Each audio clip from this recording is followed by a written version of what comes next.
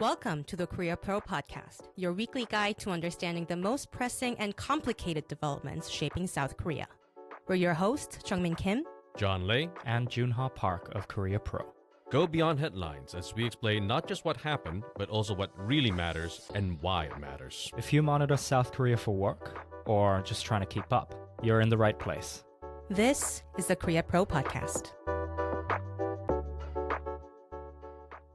Hello, listeners, and welcome back to another episode of the Korea Pro Podcast. It is now Thursday, July 23rd. It's a little bit after 3 p.m., and I'm your co-host, John. Jeongmin. And Joon Ha. And this week is, well, it didn't start this week. It started several months back, but it is ongoing. The Middle East continues to be on fire. Literally. I thought it was like slightly over for maybe a millisecond, and then when I woke up one day, it sort of felt like I'm back a few weeks. In perhaps. There was U.S. strike again. Against Iranian military and civilian infrastructure, including bridges. And to make matters worse, we've got to stop calling this the Iran war, as people have been doing this on the media, because it's not just about Iran now. They've been striking Kuwait, the UAE, and everyone else that they've been able to reach. It's Middle East war. It's really. the entire Middle East war now, exactly. And the Houthis decided to get involved. Well, That's always a great news. That's always great. First, the Saudis announced that they were going to put up a maritime blockade on the Houthis, and Houthis responded in kind that they're going to put a maritime blockade on Saudi ships. And just today, the Houthis took responsibility for shooting missiles at 2 oil tankers. So that's great news. And I feel like I have been asking you this every single week, maybe a 2 weeks gap when I thought it was like slightly over. But what's the implications for South Korea now? Well, let me just put it this way. No one is celebrating except for the insurance companies. Someone in London is probably taking a bath in champagne at the moment because they are just raking in all the money right now. But yeah, insurance premiums are going to skyrocket. Now, the South Korean government did say that they secured about 110% of the oil that's needed from July to August and about 90% of the oil that's needed for September. But that doesn't mean that it's honky-dory. Sure, South Korea's secured the supplies for the time being, but oil prices are going to go up, insurance premiums are going to go up, all the prices are going to go up. And in June, South Korea already said that inflation went up 3.2%, which is quite high. You don't want inflation to go up that high. But, yay, we've got a lot more things to look forward to. Here's the thing. South Korea is an export economy.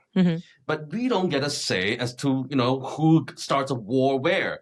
In the end, we just end up with a bill. And also, what was the U.S. response to seeking friends' help this time around? So far, I've not heard Donald Trump say that he wants allies to come aboard just yet. The man's inconsistent. At one point, he's railing about allies, and at another, he's just kind of bored and falling asleep during campaign rallies and sports events. But yeah, who knows? Some time ago, I wrote that when he signed the MOU in Versailles, that South Korea was able to... That's so funny to me, by the way. It is freaking hilarious. I wrote that South Korea was kind of safe because it didn't have to make the kind of difficult choices that Washington wanted, sending minesweepers or whatever. But that choice might be coming back around in the not too distant future. And also sometimes I feel like, is Trump even, does he even still remember that this war is going on? Because it seems like right now in U.S., I don't know much about U.S. domestic politics, but the main headlines so far were about the cryptocurrency and all the private investments that he did, so on and so forth. I doubt that he even remembers that he put on his diaper in the morning, so who knows? And it's been a while since we talked about domestic politics on our executive briefing or on this podcast because so far, nothing too important has been going on since the local election. But this one's, it's pretty big. Oh Se-hoon, he got a conviction for violating the Political Funds Act, and he is fined for 10 million won. And it comes after he's already elected. 7 weeks after the election. Yeah. So what does this actually have? What kind of implication does it have on the ground? Well, it does do a bit of a stunt on Mr. Oh's leadership and his image. But at the moment, he's still going to take it to the appeals court. So he still is an incumbent Seoul mayor until that is finalized by the appellate court. What was the PPP response to this? Well, the PPP response has been relatively quiet. It has not really added to the conversation that Oh has given right after his conviction was delivered by the judge. He said that he will continue to appeal it in court, saying that it was a political decision. Of course, this does harken back to allegations against him that happened during the Yoon era, where his connections to a self-named political broker, Myung Tae-gyun, was very much in the headlines. And now it's been acknowledged by the court that he did ask Mr. Myung to conduct a public opinion survey and ahead of the April 2021 Seoul Mayor election, and now he's been fined to a USD equivalent of $6,800. Now, to be fair, the mayor has denied that he directly asked for this polling data from Mr. Myung, that his allies asked for it, and he had no knowledge about this. But of course, the court seemed to disagree with the mayor's defense. But I'm guessing he's appealing? He is appealing, as Joon Ha just mentioned. But do you remember how some time ago, or maybe not some time ago, but for years now, people have been saying that this whole mayorship is the stepping stone to the presidency? Well, considering what happened to the last mayor and what's going on with the current mayor, it seems like if you want to be Seoul mayor, the only thing that you really need to do is just get a lot of good lawyers. Yeah, and I'm pretty sure he does, but still, he got a conviction. And does this literally, more like realistically impact his current work that he does under his role? No. So he still is in charge of the Seoul provincial office. So right now, at the moment, the Seoul Metropolitan Office is still under his command. He will move forward with all of the redevelopment bills that he's suggested during his campaign. He'll still be a stalwart campaigner against the Lee administration until the appellate court actually rules it. Of course, you go by a 6-month, 3-month decision when you go for court decisions.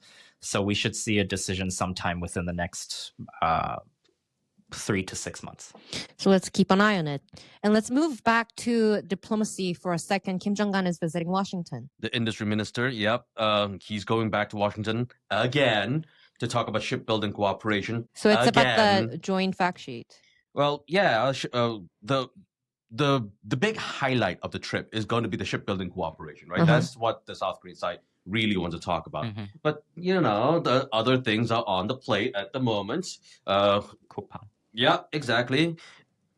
Coupang, that company's name just keeps getting mentioned no matter what we talk about when it comes to U.S. ROK relations. Almost every week. Almost every week. Day, Yeah. or even. If it's not about lobbying, it's about something else. Apparently, there was an exclusive from MBC saying that the Coupang argued in the U.S. court that they are a Korean company and therefore should not be subject to any kinds of lawsuits there, which is very different from what Coupang has been saying in Korea. And meanwhile, a retail factory fire was going on. Yeah, that took, 3 days to put up? 60-something hours, right? Indeed. It was in Incheon. It was a 물류 center, Right. the fulfillment center. And it was even raining, but it took so long for the fire to be put out. Yeah, and also it prompted an evacuation, a preliminary evacuation within the area. But right now, it does look like some things are getting solved.